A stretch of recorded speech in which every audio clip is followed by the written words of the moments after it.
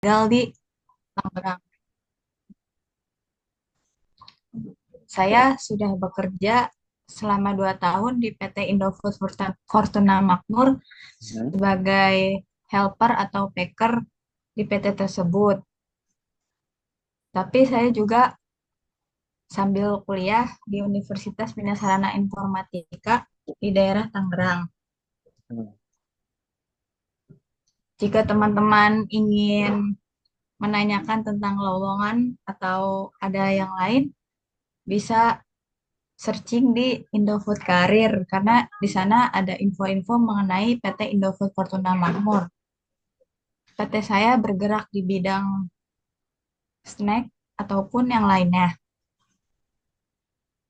Jika teman-teman ingin menghubungi lebih lanjut untuk informasi selanjutnya perusahaan yang tempat saya kerja, silakan hubungi nomor WA saya yaitu 0857 7012 8992. Terima kasih.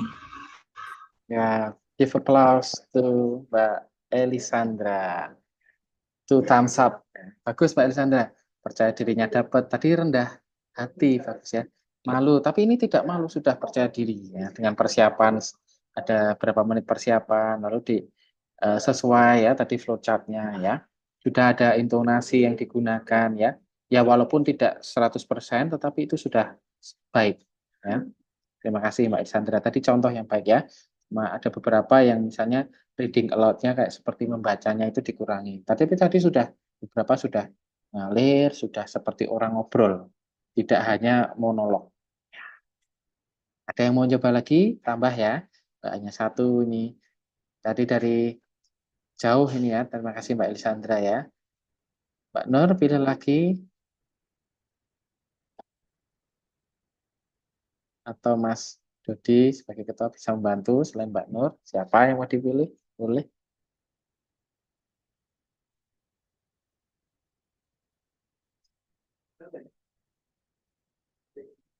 Atau ada yang sukarela, volunteer, you can share by your own willingness. Boleh, silahkan. Pak, selanjutnya Ikhlea Saestu Prayogi. Iklia Saestu Prayogi. Ya, apakah sudah on cam atau... Oh ya, ini. Iklesia Sestu Prayogi. Wah, luar biasa. Di perjalanan ya, Mas Iya, ya? Pak. Eh, Sudah siap? mau coba dulu aja, Pak. Ya, langsung.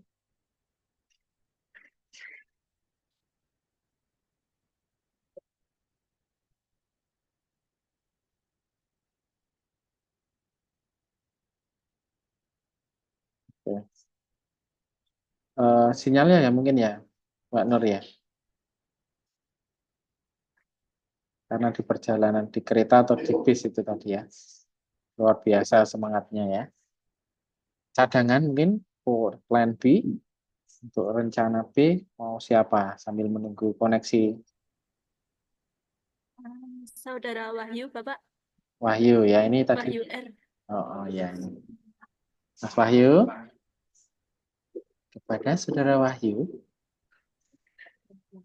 panggilan kedua. Kayak di kantor kepolisian tuh ada panggilan atau antrian rumah sakit ya. Satu lagi sebelum kita tutup lah untuk perwakilan ya.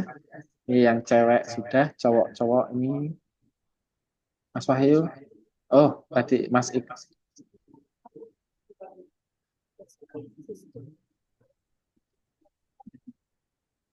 Oh, Mas Iklesia sudah gabung lagi.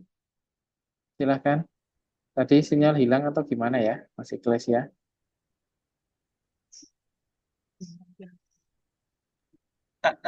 Mungkin ini Pak, ya. Ini Maria Gresela. Oh ya, Baru Maria Grisela ya. Terakhir ya, Mas Dodi ya. Mungkin kita beri kesempatan 2 kali ya. yang kesembilan kampus ini. Ini Maria Gresela Caruba. Ya, Kevin. Gracia Chandra.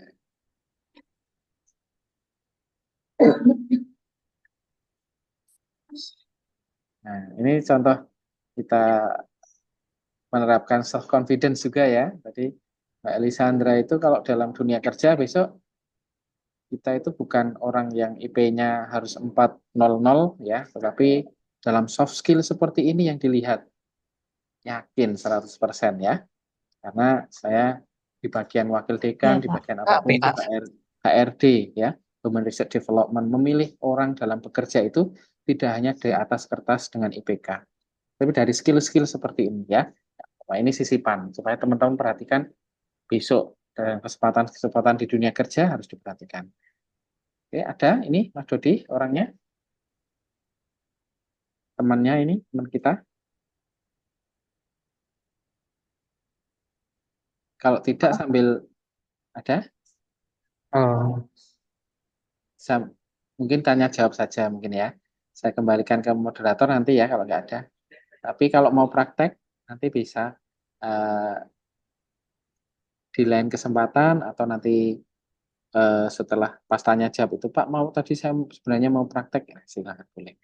Baik, itu yang bisa saya sampaikan.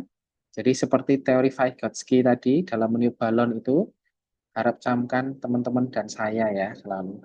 Kita tidak boleh meniup sampai meledak. Semua itu ada porsinya. Supaya apa yang disampaikan, ditiupkan itu udaranya tersimpan, tidak hanya meledak, hilang.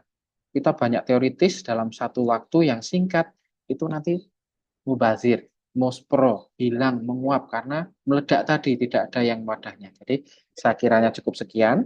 Poin yang bisa kita ambil adalah ada dua penting seperti yang kita agendakan di awal tadi.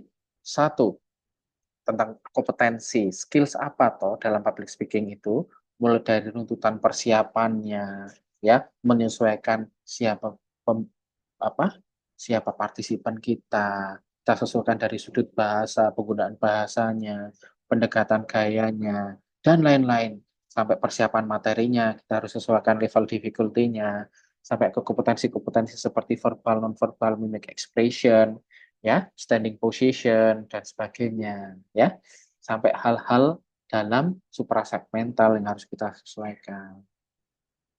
Sampai di mana toh hal itu kita bawa, kita cross check dalam Society 5.0 era ini. Kalau dalam virtual itu bagaimana? Bagaimana supaya susunannya itu tidak monoton, kita gunakan berbagai macam hal mulai dari infografik sampai gambar video, bagaimana hook-hooknya ya, hook yang menarik, kontennya harus seperti apa sampai closing seperti ini, wrapping yang kita gunakan bagaimana. Nah, itu semoga nanti dapat bermanfaat karena ilmu yang kita ketahui itu akan ini long term and short term memory seperti yang Mas Ketua Mas Budi sampaikan di pembukaan tadi sangat sangat sebenarnya double itu nggak boleh tapi ini hanya untuk menyatakan betapa pentingnya sangat-sangat penting terimplementasi karena will be kept in our long term memory akan kalau kita dengarkan saja hilang dalam berapa jam, berapa hari, berapa minggu. Kita dengarkan, kita praktekkan, akan memperpanjang waktunya. Kita praktekkan, kita sintesakan, kita minta feedback, kita praktekkan lagi, akan tersimpan dalam long term memory kita. Jadi jangan ragu-ragu, karena public speaking, salah satu bagian dari bahasa, ilmu sosial itu harus dipraktekkan. Bahasa kalau tidak dipraktekkan, hilang. Ya, akan banyak lupanya. Oke, itu closing statement dari saya. Terima kasih Pak Nur dan teman-teman.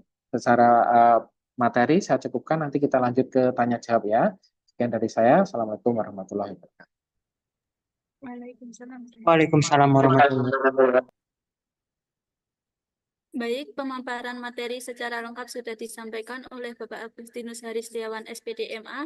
Pemaparan tersebut tentunya akan bisa memperjelas pemahaman kita dalam public speaking. Baik, setelah ini kami persilahkan kepada peserta yang ingin bertanya untuk mengetikkan pertanyaannya ke dalam kolom chat atau bisa juga raise hand.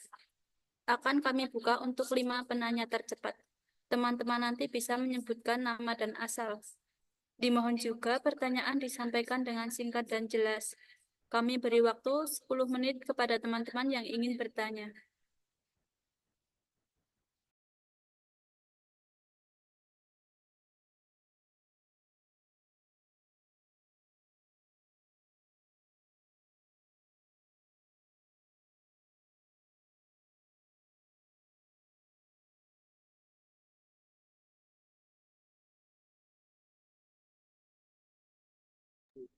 Silahkan yang berkaitan dengan public speaking, sharing, tips, tricks, atau ada kendala sesuatu.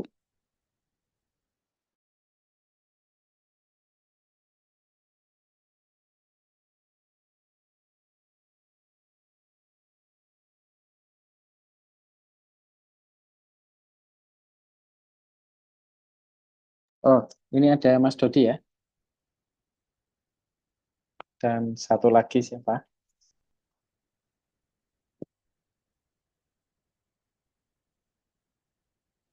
Silahkan Mbak Nur untuk mempersilahkan ini.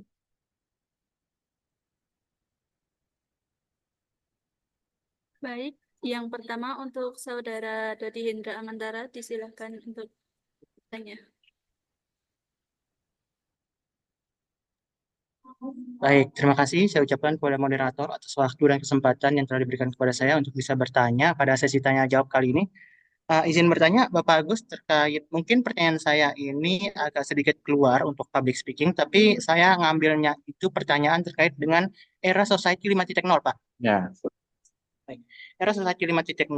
Pertanyaan saya, apa yang melatar belakangi era Society 5.0 ini hadir? Padahal kan udah ada era Society 4.0, revolusi industri 4.0, Pak. Atau yang sering kita sebut dengan 4.0. 4.0 ya, yang sudah berkembang pesat teknologinya. Dan saya rasa di sini tidak diperlukan lagi era revolusi yang baru. Dan walaupun diperlukan lagi era revolusi yang baru, yaitu era Society 5.0, apakah Indonesia sudah siap menghadapi era Society 5.0 ini, Pak? Karena lihat transisi kekuasaan saat ini dari pemerintahan lama ke pemerintahan yang baru, dan juga kita lihat berbagai susunan kabinet pemerintahan yang baru, apakah Indonesia sudah siap menghadapi era society 5.0 ini? Karena apabila kita bandingkan dengan negara Jepang sebagai negara pencetus era society 5.0 ini, mereka sudah siap dari segi ekonomi, pendidikan, dan juga teknologi, Pak.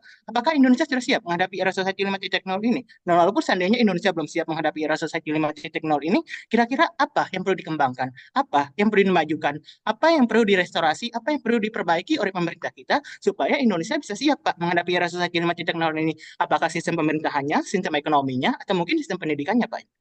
Mungkin oke. itu dari saya. Satu lagi, apakah bisa diberikan pertanyaan satu lagi? Moderator, apakah Boleh. diperbolehkan memberikan itu? Boleh? Pak. Baik. Terkait dengan public speaking, Pak. Public speaking ini saya sering kali diskusi dengan teman-teman dari berbagai LK. Nah, saya itu sering lupa, Pak, ketika misal saya ketika diskusi nih, diskusi kan biasanya terjadi perdebatan ya, Pak, perdebatan dengan teman-teman. Nah, pas perdebatan itu saya lupa yang ingin saya sampaikan. Tetapi ketika selesai perdebatan itu, saya sudah keluar ruangan, baru nih saya ingat, kenapa ya tadi nggak ngomong ini? Kenapa ya tadi nggak ngomong ini tuh? Jadi kemampuan dalam menginterupsi argumentasi itu apa ya Pak? Terbatas. Seringkali saya kekurangan stok argumentasi untuk menginterupsi argumentasi lawan bicara saya. Seperti itu, Pak. Mungkin tips dan triknya seperti apa ya, Pak, untuk hal itu? Terima kasih. Oke. Baik, Mas Dodi itu ya. Nah, langsung atau sekalian ada pertanyaan yang kedua tadi, Pak Nur? Untuk pertanyaan bisa dijawab langsung, Bapak. Oke, baik langsung ya. Nanti sambil menunggu pertanyaan berikutnya ya. Terima kasih Mas Dodi ya sudah mengawali ya, pertanyaan di sesi ini. Ada dua hal sebenarnya semua berkaitan dengan public speaking ya. Yang satu memang di luar subtopik yang saya bawakan, tetapi itu juga berkaitan ya kalau kita ambil irisannya. Nah, yang pertama itu kritis ya, karena ada refleksi dari ini negara kita sendiri ya dikaitkan dengan era society 5.0. Nah, teman-teman kenapa kok ada 1.0, 2.0, 3.0, 4.0, 5.0? Secara alur logika atau kita ambil filsafat itu ilmu itu berkembang atau stagnan, dynamic or static. Bahasa itu stagnan or dynamic. Semua dynamic ya. Awal logikanya dibangun dari situ. Dinamis. Semuanya menyesuaikan konteks. Ada apa? Lalu manusia itu yang kita punya akal pikiran dan five senses, kadang ada yang bilang six senses, itu pasti melakukan sesuatu perubahan untuk mengikuti perubahan kontekstual sosial masyarakat yang ada. Dunia ini yang ada kan selalu berubah, kemajuan teknologi dan sebagainya. Nah, itulah yang mendasari perubahan sebuah era. Era. Mulai zaman dahulu kala saat belum adanya ditemukan mesin printing. Salah satu contohnya itu bagaimana contohnya kitab suci ya bisa menyebar secara luas, signifikan pada era itu. Bagaimana perkembangan bahasa? Nah, itu suatu milestone. Kemudian saat ada medsos berbeda lagi dari perkembangan kosakata, vocabulary yang dulu hanya misalnya kita sebut pisang atau banana berdasarkan a regional place itu sekarang jadi banyak hal yang universal ya dari open vocabulary kata benda contohnya. Nah, sekarang kita kaitkan dengan 4.0 and 5.0. 4.0 itu memandang kemajuan teknologi sebagai apa? Sebagai sesuatu yang terpisah satu dengan yang lain. Ya, kalau dalam bahasanya itu memandang perkembangan teknologi saja, ya sudah ada itu 4.0 dan kita harus. Kenapa kok harus susah-susah muncul 5.0? Kita pandang dari sisi apa? Jaringan, sistemnya berkaitan dengan satu dengan hal lain. Kalau teknologi kita bisa manfaatkan secara singular atau person, ya, face to face dan sebagainya, sekarang itu tidak bisa lagi berhenti di situ, tetapi harus kita lihat secara jaringannya.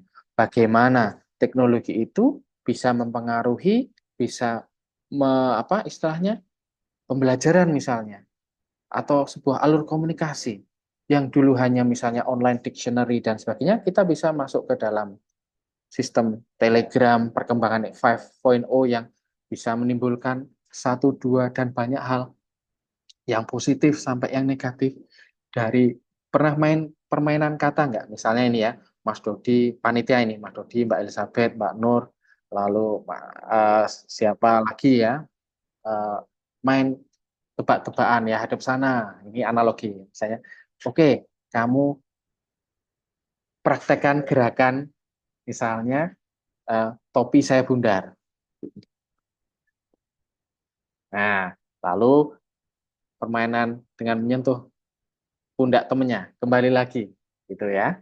Lalu apa yang terjadi? Oh, mungkin saat orang kedua benar, orang ketiga ada sedikit melenceng, orang keempat dan sebagainya sampai 10 orang. Apakah selalu proses menebak gerakan dan kata-kata akan sukses 100%? Tidak. Itulah urgensi dari 5.0. Jadi sistem itu bisa menimbulkan apa namanya massive connection yang baik, sangat baik, biasa, sampai sangat buruk. Ceritanya hoax ya. Ke keluarga, kan ada guyonan. Kenapa? Jangan sampai dibaca wak keluarga itu guyonan. Kenapa guyonan itu jadi socially accepted? Karena guyonan tersebut dialami oleh banyak orang. Karena kadang di keluarga kita, kadang ya, saya tidak judging, ada informasi teknologi yang didapatkan, informasi dari media sosial yang tidak teruji kebenarannya langsung kita sharekan. Info dari blog, contohnya kalau orang-orang di sini yang kritis, info dari blog saja kita harus curiga ya, kecuali itu dari detik.com, itu Jakarta Post, New York Post, nah itu pun masih ada critical discourse analysis sesuatu di balik itu, apalagi yang hanya blog. Dari sisi itu, oh teman-teman pakai turn back hoax, kecek web dan sebagainya, itu kalau anak muda. Kalau keluarga, kakek nenek kita yang memegang teknologi langsung menyebarkan dan sebagainya. Itu satu dari banyak hal contoh kenapa perlu revolusi di society era 5.0. Kenapa kita tidak hanya menghargai presensi, contoh ya, ini sedikit nambah waktu ya, menghargai presensi itu dari sebuah link, tetapi tidak dari sebuah interaksi, karena kita bisa memakai AI, kita bisa memakai hal simpel dasar konvensional, screenshotan seperti ini ya, di screenshot kita jadikan di aplikasi, sudah saya tinggal ke sana kemari tidak masalah, atau dengan virtual reality yang lain-lainnya. Nah, itu yang jadi kendala. Dan apa hubungannya dengan refleksi yang bagus kaitannya ya, tidak hanya kenapa muncul itu, tetapi apakah Indonesia sudah siap, tidak siap, harus siap, tetapi sekarang kalau boleh pandangan jujur itu belum siap ya 100%. Maksudnya belum siap sampai ke level 100%. Persiapan itu ada tetapi sangat dasar.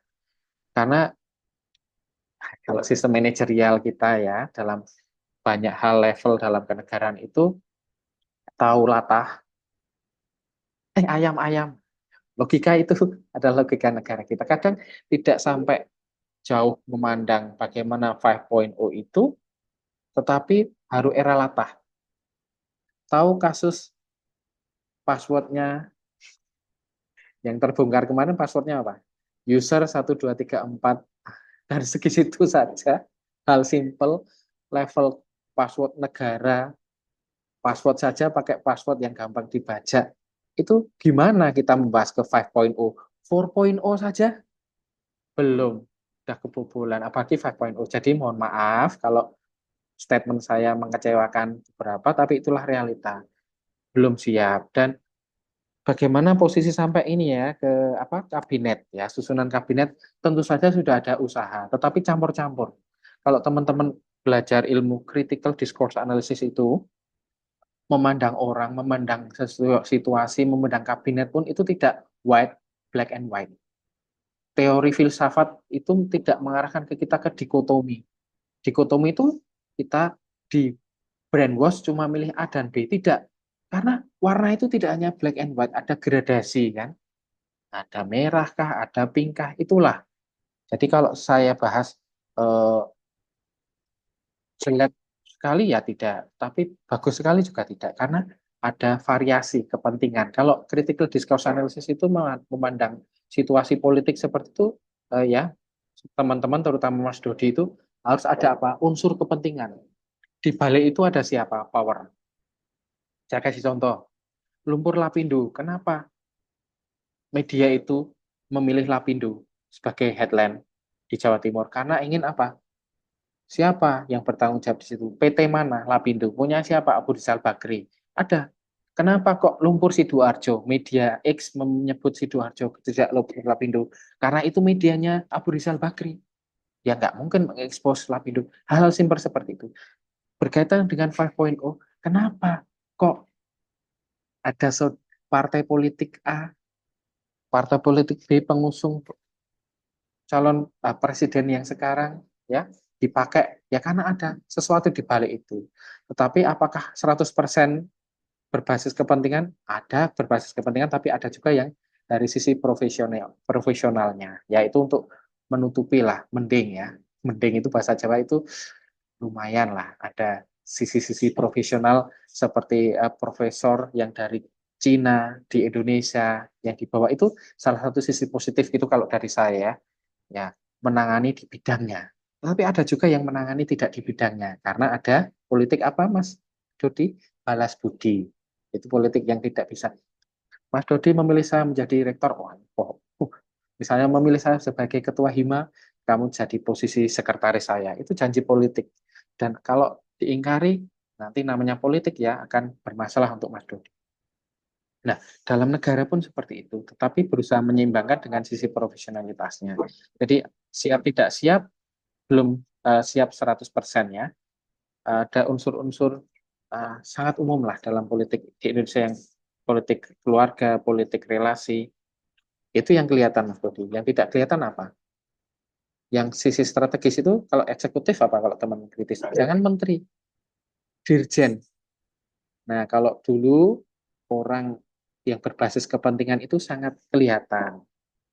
Jadikan menteri itu, wah saya itu sangat menyoroti. Sekarang kalau dirjen belum terekspos di layar depan, padahal dia pengelola keuangan. Ya, oh kamu tim sukses saya. Kalau dulu jadi menteri sekarang ditutupi tidak.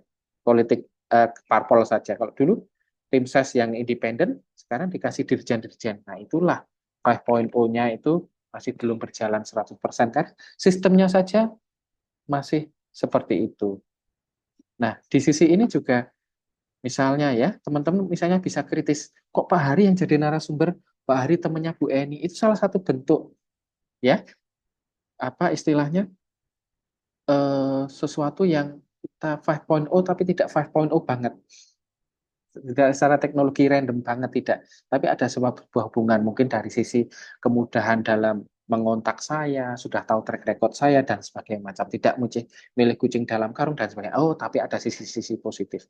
Nah, hal-hal seperti itu yang bisa kita perhatikan supaya apa tadi pertanyaan, apa yang perlu dikembangkan? Ya dari situ, sisi-sisi 5.0 persiapan dari sisi pendidikan misalnya. Yang perlu dikembangkan adalah bagaimana memperbaiki sistem yang tidak berbasis kepentingan individu atau golongan, tapi berbasis kepentingan apa namanya ya berbasis kepentingan tujuan apa yang akan diselesaikan dalam masalah kemasyarakatan. Nah itu yang secara apa wrapping up-nya yang bisa saya jawab Mas Dodi, yang perlu pemerintah atau dari semua lapisan yang perlu disiapkan di 5.0 untuk yang dengan Jepang ya Jepang dari sisi sejarahnya saja mentalitasnya ada sedikit perbedaan ya. Saya sedikit mengurangi banyak perbedaan padahal ya. Sedikit perbedaan. Ingat klasik banget ini saat kena bom atom apa yang ditanyakan Raja Jepang, Kaisar Jepang? Berapa jumlah guru yang tersisa, Pak? Betul. Itu menunjukkan apa? Indikator apa? Pemerintahnya menghargai guru. Karena Jepang kalah itu karena mereka mengandalkan otot, tapi tidak mengandalkan ini. Setelah itu dari pernah nonton ini kok baca komik Kenshi Himura atau filmnya, itu Jepang sama prosesnya kayak di bom nuklir. Militernya nggak kuat, punya senjata tidak. Saat kita sudah lumayan maju sana masih tertutup, menutup untuk asing, ya kan? Kalau tahu mereka itu isolated, bahasanya dulu sempat isolated language karena ada kasus yang dalam cerita dikomikkan kan si Himura itu antara yang pro dan yang pro bisa ada senjata, samurai dilarang, bawa kemana-mana dilarang. Setelah kalah yang konvensional, maka mereka berkembang secara pesat, militernya berkembang secara pesat mengalahkan itu. Tapi statik atau dinamik kalah juga. Ternyata yang paling penting selain militer selain ini adalah otak. Nah, itulah dari sisi dengan Jepang itu sebenarnya tidak apple to apple, tetapi harus kita kaitkan karena negara dan sebagainya itu sama-sama manusia, sama-sama punya sistem pemerintahan, cuma mentalitasnya berbeda. Saya tidak akan menyalahkan 100% pemerintah juga, karena kadang kita di level saya sendiri kadang juga banyak hal yang harus diperbaiki, tetapi kita tidak boleh menjadi pengkhianat akademik. Kita Mas Dodi dan kawan-kawan sebagai mahasiswa, saya sebagai dosen, ya apa ini ya yang perlu dikembangkan ini dari sisi kita. Sekarang saya sorry dari sisi kita, apa yang perlu kita kontribusikan. Nah, pemikiran kita. Waktu bisa misalnya kalau mengaspirasikan sesuatu ya bisa dengan pemikiran-pemikiran kritis mahasiswa yang tidak berbasis golongan. Saya sebagai dosen menuliskan di jurnal, menuliskan di ini yang bisa memberikan suggestion and recommendation ke pemerintah, ke sistem ya sebagai luaran saintifik itu yang baik. Nah, itulah porsi-porsi kita. Nanti kita usulkan ke sana, dibaca secara publik, dibaca atasan kita, dibaca rektor, dibaca LL Dikti, dibaca macam-macam. Oh, ada suara dari situ. Tetapi prosesnya panjang Kak, dan kontekstual. Itu Mas Dodi. Mungkin yang kedua tadi apa ya? Untuk debat, oh ya debat ya. Untuk debat misalnya untuk mengatasi, saya itu dulu memang public speaking, tetapi debate perlu ikut beberapa kali. Salah satunya mendampingi teman-teman punya kakak angkatan, namanya Mas Wawan. Mas Wawan Bu Eni tahu ya. Mas Wawan itu akuntansi, lalu dengan Mbak Sabrina, lalu dengan Avan itu dari BBI, dua BBI. Itu yang dalam historinya Mercubuana yang sempat menembus level NUDC nasional. Saya dampingi itu finalnya di Jakarta ya, itu pernah. Jadi anak-anak akuntansi itu pernah debate dalam bahasa Inggris loh, bukan bahasanya level National Debate University Championship tingkat nasional. Nah, itu dalam hal-hal seperti itu sangat wajar kalau kita lupa. Kadang ngelatihnya gimana? Analogi itu kan penggunaan bahasa. Pernah mencermati podcastnya Komeng, salah satu komedian yang bukan kaleng-kaleng yang tidak sekarang jadi anggota dewan ya. Itu Komeng ditanya, sama analoginya dengan debate ini Mas, penggunaan bahasa sama, skills. Kalau Komeng itu hook tadi ya, analoginya ke hook misalnya dalam joking, joke itu lumayan level tinggi ya. Kenapa? Komeng kalau ngelawak selalu langsung responnya cepat. Untuk melatih itu bagaimana supaya tidak hilang, tidak istilahnya buffering dalam respon. Dia itu praktek terus dalam sisi kehidupan sehari-harinya dengan anak-anak, dengan apa. Dia main logika. Kalau saya punya pensil gimana atau guyonan dengan pensil gitu dia praktekkan, Mas. Jadi sudah yang kelihatan di permukaan itu perjuangannya itu berdarah-darah. Sama kalau dalam debate kita tidak hanya kalau seperti Cristiano Ronaldo lah, bukan seperti Messi ya. Saya suka kedua-duanya, tapi kalau kita biasa-biasa, kita harus niru Cristiano Ronaldo karena selain di lapangan, dia itu latihan dengan tim di luar itu lebih banyak. Nah, dalam unsur pemikiran Alzheimer dan sebagainya bisa diatasi kalau kita selalu mengingat itu. Konsep long term memory, jadi kadang dalam debate kita ada sesuatu yang kita eh, ingat langsung lupa saat itu, ingat lagi saat sudah selesai. Nah, itu salah satu saraf itu kan miliaran ya. Itu ada satu yang terputus. Nah, untuk mengikatkan, untuk membuat jaringan yang kuat apa? Ya kita seling kait-kaitkan lagi topik-topiknya. Itu, Mas. Jadi tentu jawaban saya klasik ya, dengan latihan. Latihan mengingat topik-topik itu. Itu salah satu yang mengikat adanya sistem-sistem dalam neuron-neuron otak kita. Nah, dalam debate juga sama seperti itu. Debate harus dilatih topiknya apa nanti akan selalu teringat. Bisa untuk membaca learning acquisition, bukan language acquisition juga bisa. Itu konsepnya hampir sama. Kenapa belajar bahasa itu tidak disebut learning dalam bahasa Inggris ya? Teorinya itu lebih baik memakai acquiring, karena pemerolehan bukan pembelajaran. Pemerolehan itu bagaimana atau teman-teman kalau belajar bahasa itu apakah ini adalah meja, table, chair, kursi, itu 1 jam, 1 hari, 2 hari, short term memory saja. Tapi kalau teman-teman praktekkan seperti anak kecil, ya, anak kecil dalam belajar bahasa, kosakatanya salah, susunannya salah, tapi tidak takut dengan kesalahan, itu namanya pemerolehan bahasa. Gimana tuh anak-anak balita itu langsung bisa mendengar, bisa mengetahui kalau itu kursi, kalau itu meja dalam bahasa Inggris, dia tidak didikte dengan papan tulis. Ini chair, ini. Langsung praktek. Susunannya salah, enggak apa-apa anak-anak. Gitu, teman-teman dalam belajar, dalam debate, ngalir saja terus. Alur logikanya salah, perbaiki. Dalam debate. Kalau dalam bahasa, oh susunan grammarnya salah, ini seharusnya kan ada past participle. Kok enggak ada? Enggak apa-apa. Nah, yang salah itu kalau kita sudah takut untuk ngomong, takut untuk nulis, sudah takut tata bahasa dulu. Itu jawaban 1, 2 dan saya tambahkan beberapa hal untuk tambahan ilmu kita ya oleh Mas Dodi. Mungkin itu ada, apakah puas Mas Dodi atau ada sesuatu yang ditanyakan lagi? Sudah pas, Mas. Terima kasih Pak atas jawabannya. Sama-sama. Mbak Nur, mungkin ada lagi tadi?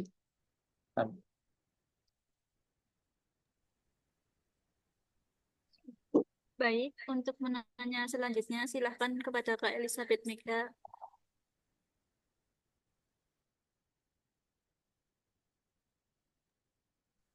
Mbak, Ya, silakan.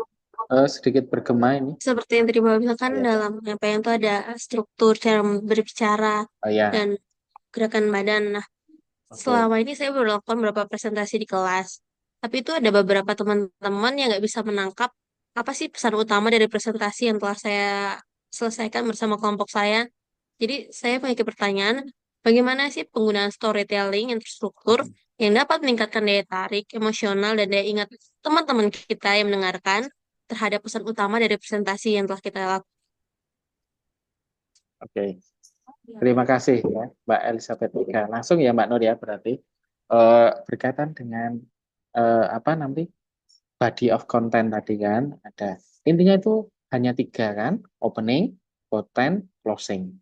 Nah, lalu kita kembangkan sesuai variasi tadi supaya kadang mungkin refleksi ya, kadang kalau presentasi ada yang tidak memahami apa yang sebenarnya ingin saya sampaikan. Lalu kaitannya dengan storytelling untuk melatih itu bagaimana, Pak?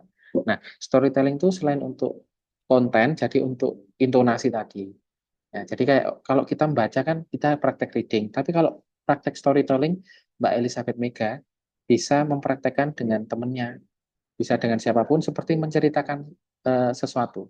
Nanti misalnya di YouTube ada yang membantu seperti itu. Ada beberapa public speakers atau trainer yang sudah ada sesi-sesi latihannya. Ya. Jadi kayak, latihan kayak cerita itu aja. Kalau latihan ya ini latihan. Nanti kaitkan dengan konten. Kalau latihan umum misalnya cerita kancil nyolong timun. Oh, pada suatu hari itu dulu ada binatang kancil itu. Nah, kancil itu, nah kayak gitu. Itu tujuannya apa, Mbak? Secara analogi akan melatih memberikan informasi siapa tokoh utamanya. Oh, kancil. Dia di awal cerita ngapain? Konflik utamanya apa? Nyolong timun. Oh, resolusinya apa? Sudah menurun. Nah, itu dengan nada yang tidak monoton. Nah, secara konten dan secara suprasegmental, Mbak Elizabeth Mega akan terlatih kalau dengan storytelling itu. Lalu level berikutnya, kalau Mbak Elizabeth Mega ingin mengasah supaya apa yang disampaikan tadi, ya kaitkan dengan topik nyata. Misalnya kalau dalam akuntansi topiknya apa, atau dalam mata kuliah umum misalnya sociopreneurship. Oh, bagaimana toh bisnis kanvas, model bisnis kanvas itu bisa kita terapkan. Ya cerita. Kancilnya tadi kita ubah menjadi bisnis kanvas itu apa ya? Oh, ada metode loh dalam sebuah eh, usaha sosial itu supaya kita, nah gitu cerita, supaya kita itu bisa merangkum dari hulu ke hilir, tapi dalam satu halaman ada namanya social business model canvas. Nah, canvas kenapa disebut canvas? Karena itu dalam halaman itu bisa digambarkan dari awal sampai akhir, dari produksi sampai distribusinya, jaringannya dan sebagainya. Nah, itu cerita mengalir. Jadi kita latihan cerita. Presentasi itu bukan untuk dibaca, tapi kita hanya cerita. Nah, kalau cerita orang yang kita teman-teman itu mungkin tadi Mbak Elizabeth sebelumnya mungkin dengan reading ya, secara tidak sadar, saya tidak judgement ya, mungkin ada kata. Lalu mungkin yang mendengarkan saya atau Mbak Nur atau Mbak Sapna mungkin kadang kayak lullaby. Lullaby itu kayak Nina Bubuk. Mungkin ada dosen, public speaker yang hanya monoton, tone-nya, ininya, tanpa cerita, tanpa ada gambar. Ya, apa saat ditanya, ah, nggak tahu ya apa tadi. Tapi semoga dengan gaya bicara dan konten yang analoginya masuk dengan cerita, orang-orang akan mengikuti. Nah, itu poinnya Mbak Elizabeth. Apakah sudah menjawab? Tidak hanya untuk Sudah, satu hal, ya. ya. Tidak hanya untuk narasi, tapi untuk latihan konten juga. Oke. Baik, Ada lagi Pak. Mbak Nur? Sama-sama, terima kasih Mbak Mika. Baik, dipersilahkan kepada tiga penanya lagi. Apakah ada yang masih ingin bertanya?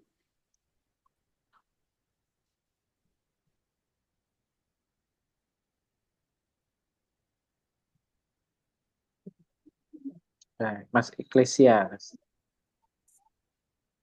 Silakan kepada Kak Ikhlas untuk bertanya. Iglesias.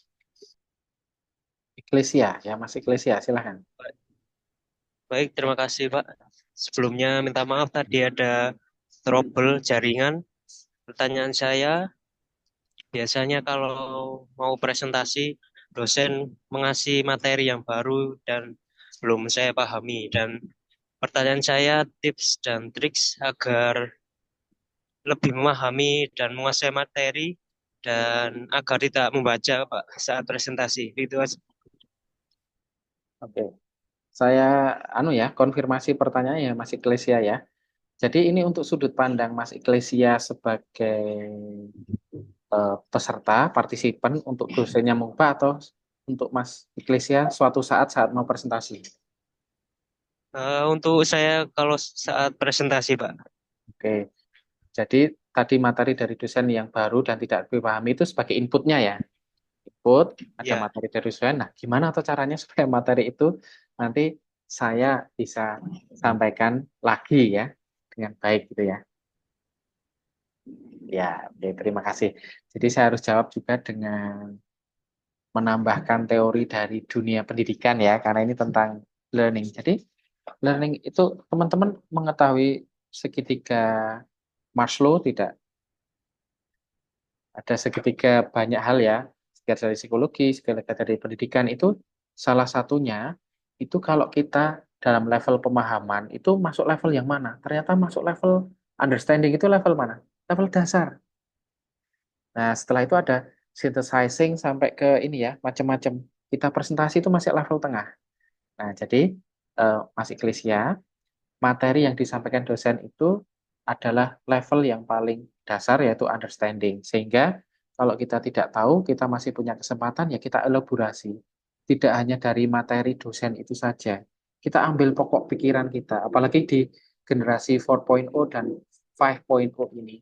Kita ambil misalnya temanya kalau dalam linguistik itu ada tentang pragmatik. Apa itu pragmatik? Ternyata dosennya itu ngocehnya pakai dialek yang ini ya presentasinya pakai dialek yang sulit dimengerti. Nah, saya ambil poin-poinnya, kita ambil poin-poinnya, kita ambil input dari berbagai macam sumber, Mas Iklesia. Ya, generasi sekarang kan bisa pakai ChatGPT dan sebagainya, tapi pakai prompting yang benar, jangan prompting yang salah. Lalu pahami apa itu kelemahan dari ChatGPT atau AI yang kita, artificial intelligence yang kita pakai. Oh, dia nggak bisa referensi, dia nggak bisa ini. Nah, perlu cross check, dan sebagainya. Nah, dari sisi hal-hal tersebut, kita bisa mengcover dari sisi pemahaman kita yang dari understanding tadi, Mas Kristo Yogi ya.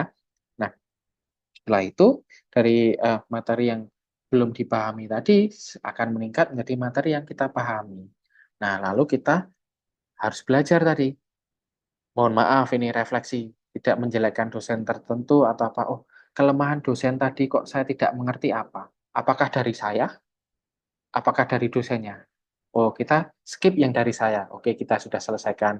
Sekarang dari dosennya, oh, dosen tersebut hanya monoton, hanya definisi-definisi tanpa menggali proses emosi saya dan berpikir saya. Oh, saya berarti apa, Mas Klis ya? Harus memperbaiki itu. Jadi yang kurang itu jangan ditiru, tapi kita harus counter attack. Counter attack itu dengan cara kita mempresentasi. Oh, kalau tadi itu hanya monolog. Oh, kalau tadi itu hanya mengalir saja monolog. Oh, saya di depan tak sisipi dengan pertanyaan. Saya di tengah tak sisipi dengan sebuah analogi cerita dari yang materi presentasi saya yang saya kaitkan. Gitu-gitu. Jadi kita harus punya critical thinking, kita pakai ya hal-hal yang mendukung, kita perbarui. Kita teori dari Cina, salah satu yang amati, adopsi, kembangkan itu kita boleh terapkan di sini. Jadi tidak hanya adopsi saja, tapi kembangkan. Nah, hal itu yang saya kira merangkum apa yang tips yang Mas Iglesia bisa lakukan saat ada materi yang kurang dipahami. Ya, apalagi sekarang banyak hal ya. Dari yang level pemahaman tadi, karena ini tentang Society 5.0, teman-teman dari Mas Iglesia dan lain-lain bisa terapkan ini. Oh, misalnya kalau presentasi itu apa? Oh, pakai Lovo misalnya, text to speech, pakai Gable atau pakai apa? Google itu sudah ada aplikasi juga ya. Banyak hal. Oh, misalnya ada rekaman. Misalnya tidak sinkronus tapi asinkronus ada rekaman. Oh, linknya di YouTube itu bisa kita klik, kita tanyakan. Inti dari PowerPoint ini apa? Inti dari materi itu apa? Dan lain-lain ya. Nah, itu Mas Eklesia. Salah satu strategi yang bisa dipakai. Baik, Pak. Terima kasih. Sama-sama Mas Iglesia. Biasa ini ya, dalam perjalanan masih mengikuti dan bertanya juga. Oke, Mbak Nur, ada lagi? Silahkan. Selesai.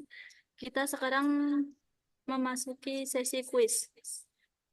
Teman-teman, setelah ini akan ada sesi kuis. Dan bagi siapa yang beruntung dalam menjawab, nantinya akan ada door prize.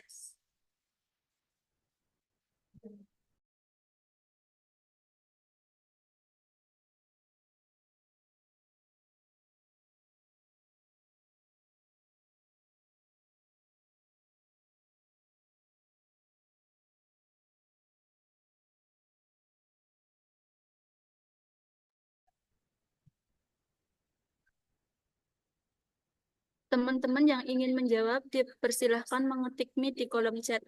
Dan yang pertama mengetik Mi akan saya beri kesempatan untuk menjawab.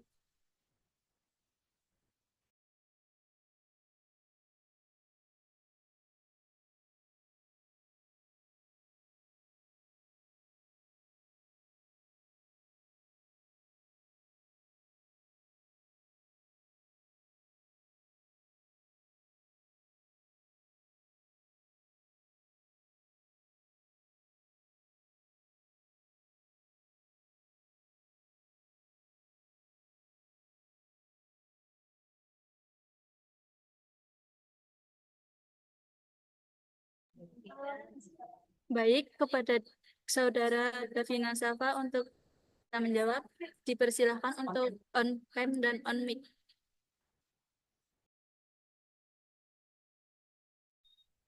Maaf Kak, sebelumnya tidak bisa on cam, bisanya on mic gimana?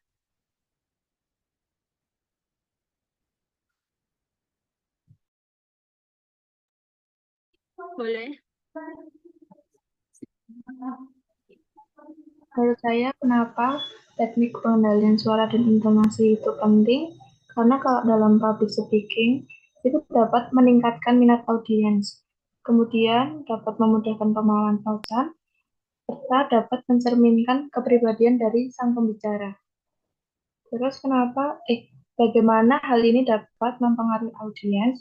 Karena dalam hal public speaking, itu dapat berinteraksi secara aktif dan audiens. Jika tidak mendapatkan public speaking, nanti akan memicu keaktifan audiens. Kemudian ada juga dengan public speaking yang bagus, itu akan meningkatkan partisipasi audiens.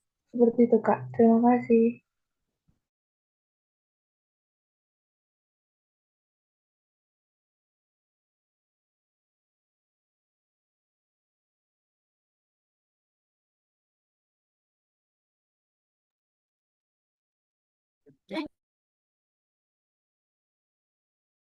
Davina Safa, apakah sudah menjawab pertanyaan atau ada yang ingin diujikan lagi?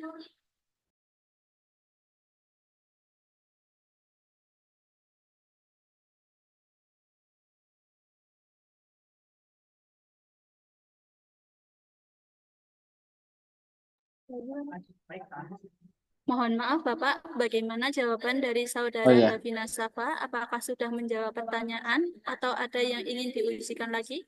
oke, Mas Mbak Nur, tadi ternyata pertanyaan Mbak Nur ke saya koneksinya mungkin ya, jadi saya tidak bagus. Oke, berarti untuk merespon jawabannya tadi sudah merangkum ya, karena ini open-ended answers, open-ended questions juga. Jadi hal-hal poin-poin yang disampaikan tadi sudah masuk. Jadi intonasi penting dalam public speaking supaya tidak monoton. Nanti kayak poin pentingnya itu kan supaya menarik para audiens ya, sehingga poin-poin penting itu bisa di-highlight. Ada jeda. Jeda itu untuk apa misalnya? Pause itu penting nggak? Penting misalnya kan. Untuk kita audiens itu bisa berpikir.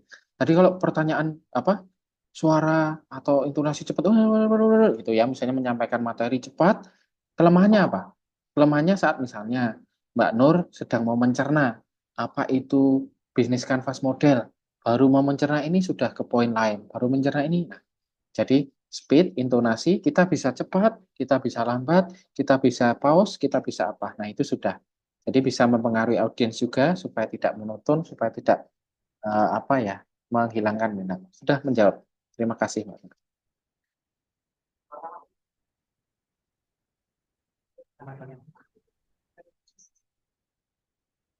Untuk pertanyaan ke satu tadi sudah terjawab ya.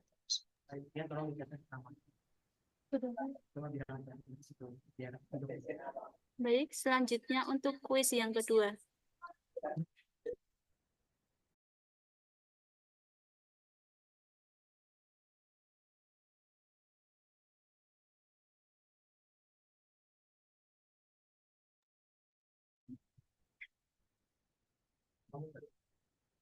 Baik, kepada teman-teman yang ingin menjawab, dipersilahkan mengetik Mi di kolom chat.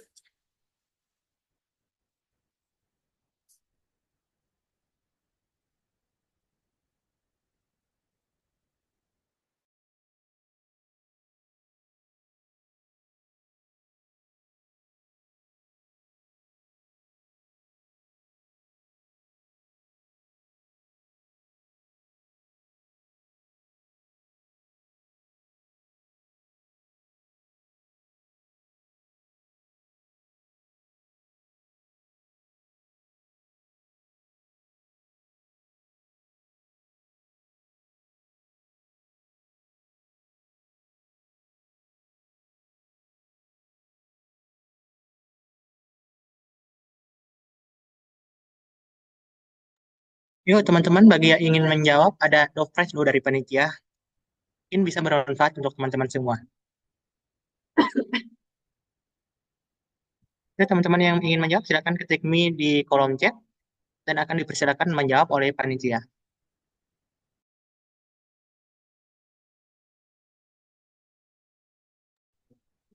Baik, dipersilakan kepada Kak Elisandra untuk menjawab pertanyaan.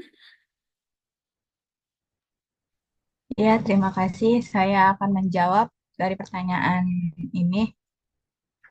Kenapa penggunaan storytelling dalam public speaking dapat meningkatkan dampak pesan yang disampaikan?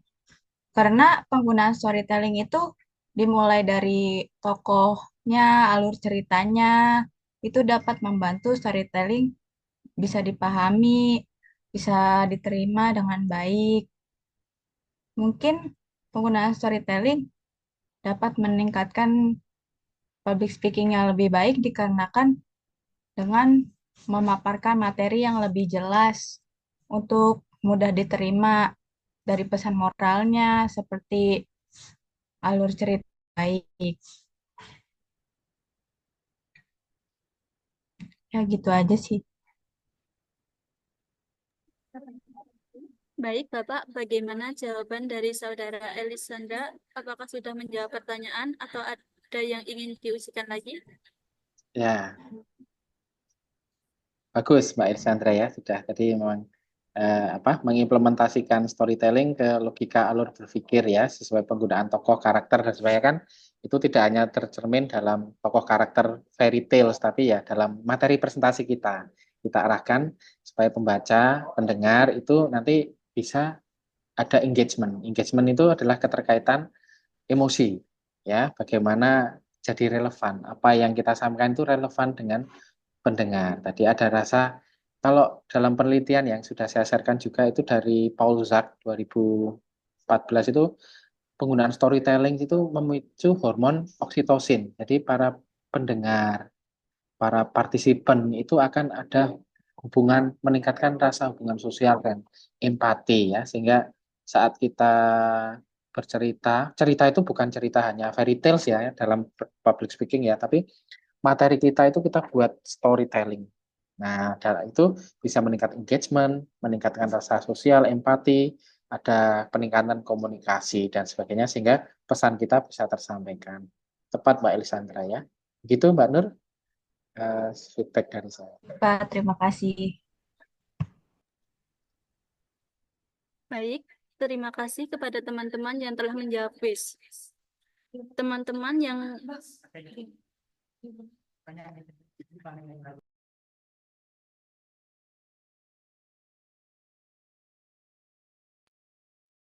mohon maaf Bapak, ini masih ada satu pertanyaan dari Kak Cahaya Maharani. Izin bertanya Pak, bagaimana caranya storytelling kita menghipnotis audiens agar tetap terfokus mendengarkan apa yang kita ceritakan? Ya, terima kasih Mbak Cahaya Maharani ya. Nah, dari level kita nggak memakai storytelling ke level storytelling itu sudah ada satu level lebih ya, jangan khawatir. Jadi tetap ada, pasti menghipnotis. Jadi dari kita cerita itu kan kalau memang partisipannya niat ya, kalau hanya misalnya contohnya ikut cuma untuk sertifikat, yang penting ada presensi lalu off cam lalu pergi. Nah itu ya kita nggak bisa bicara konteks yang seperti itu ya. Konteks yang adalah yang memperhatikan yang ini gimana, kalau nggak pakai storytelling pasti membosankan alurnya ya, hanya reading. Kalau storytelling tipsnya adalah dengan tadi suprasegmentalnya. Kalau kita ceritakan misalnya ada pada desa lalu kala ada kancil kancil yang sedang di hutan ketemu dengan buaya di sungai. Nah itu kan boleh seperti itu sudah masuk, tapi kita harus menggunakan suprasegmental. Saat itu, nah stop, di depannya ada sebuah sungai. Sungai itu banyak sekali buayanya. Coba kita hitung, lebih dari 10. Nah, misalnya seperti itu. Jadi storytelling tersebut itu analogi ya. Kita kaitkan dengan tema. Misalnya temanya dalam topik Mbak Cahaya Maharani mungkin dari akuntansi, lalu tentang pembukuan. Nah, bayangkan teman-teman, kalau kita dalam bertransaksi jualan itu seperti, nah kita buat kiasan seperti kita membuka warung, lalu ada orang bon, tidak kita catat. Lalu setelah itu ada orang lagi butang, tidak kita catat. Gimana? Ya bangkrut dong. Nah, misalnya gitu. Dengan cerita, dengan tanya, lalu rhetorical question itu banyak. Seperti yang teori tadi kita praktekkan Mbak Jaya kemarin. Ya bangkrut dong. Itu kan mengajak orang yang berpikir, oh iya ya, kalau ada orang tanpa adanya pembukuan, hutang-hutang, bon-bon, kita tidak catat, tidak tahu siapa yang hutang, sebanyak apa, kita harus beli modal kembali seperti apa, kita harus menyisihkan. Nah, akhirnya hancur usahanya. Itu dengan berpikir mengangkat satu subtema saja tentang urgensi atau pentingnya pembukuan. Nah, lalu bagaimana? Loh, cara pembukuan yang baik bisa kita dengan catat dengan alur pemasukan, pengeluaran, ini. Tapi untuk generasi sekarang, catatannya hilang, untuk anaknya, untuk cara coret, ada aplikasi ini yang bisa membantu kita. Nah, kayak gitu. Dengan cara kita berinteraksi, kita pelan-pelan, bisa cepat, bisa lambat, bisa bertinggi, bisa bertanya. Nah, public speaking kita main di dalam suprasegmental prosody. Seperti itu Mbak Cahaya Maharani ya, cara menghipnotisnya ya. Dalam tanda kutip kiasan menghipnotis itu ya. Apakah menjawab Mbak Cahaya?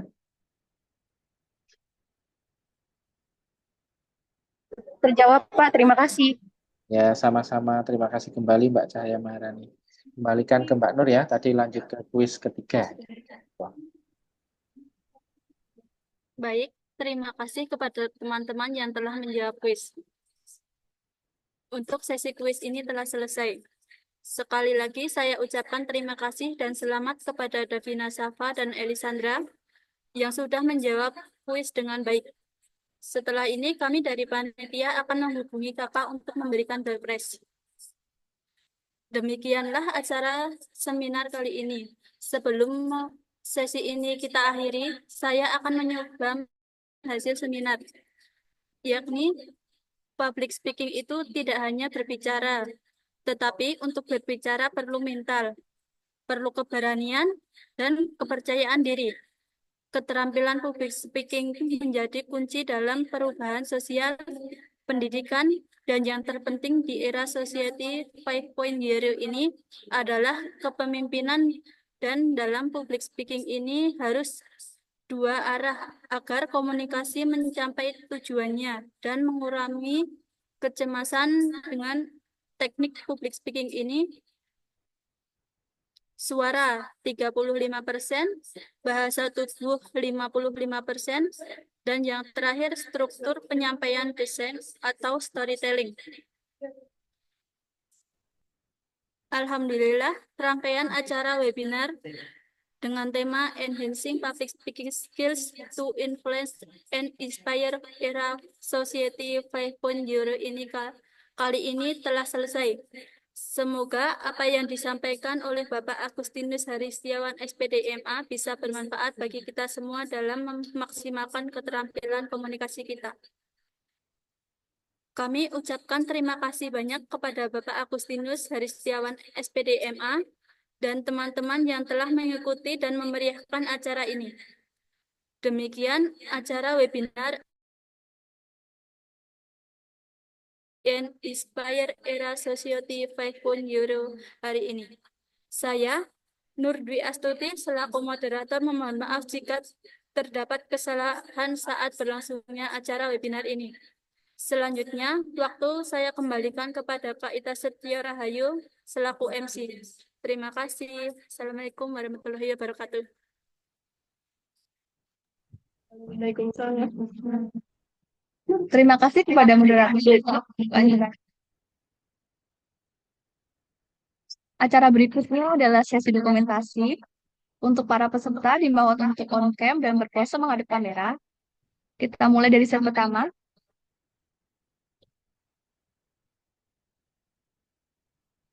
Bisa berganti gaya.